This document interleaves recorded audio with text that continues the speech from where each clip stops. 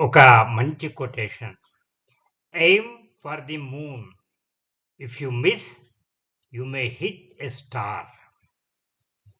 W Clement stone. ఏంటి దీని అర్థం? మనం ఎప్పుడు కూడా లక్ష్యాలను పెట్టుకుంటాం కదా! అసలు పెట్టుకోము. చాలా మంది పెట్టుకోరు గోల్స్. పెట్టుకున్న కొద్ది మంది కూడా తమకున్న చిన్న చిన్న లక్ష్యాలతోని, తమకు తోచిన లక్ష్యాలతోని తృప్తి పడతారు.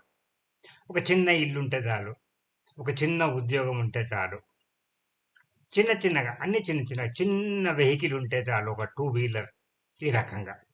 ఓ 10,00,000 బ్యాంక్‌లో ఉంటే చాలు. ఈ రకమైన చిన్నటి లక్ష్యాలను పెట్టుకుంటాం. కానీ మిస్టర్ డబ్ల్యూ క్లెమెంట్ స్టోన్ ఏమంటున్నారంటే, ఎయిమ్ ఫర్ ది మూన్. మన లక్ష్యం ఎట్లా ఉండాలి? చంద్రుని మీదకి పోవాలనేటువంటిది ఉండాలి. మిస్ అయితే స్టార్ తగులుతుంది మనకు. కాబట్టి మన లక్ష్యం ఎప్పుడు కూడా గొప్పగా ఉండాలి. లక్ష్యం గొప్పగా ఉండాలి. యత్నం గొప్పగా ఉండాలి. ఓడిపోవద్దు. ఎన్నిసార్లు అపజయం కలిగినా కూడా లేచి నిలబడాలి. ఎందుకంటే మనం చంద్రుడి మీదకి పోదాం అనుకుంటున్నాం. చిన్నవి పెట్టుకోలే మనం. కదా!